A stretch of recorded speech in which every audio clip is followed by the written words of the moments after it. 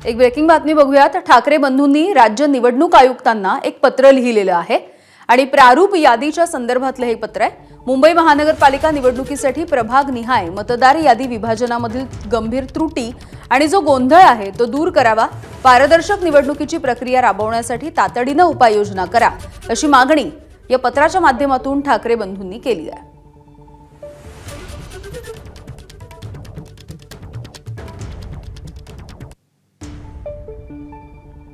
तर अगदी काही वेळापूर्वी आदित्य ठाकरे यांनी राज्य निवडणूक आयुक्तांची भेट घेतली। त्याच दरम्यान आता ठाकरे बंधूंचं हे पत्र देखील समोर येताना दिसतं आहे।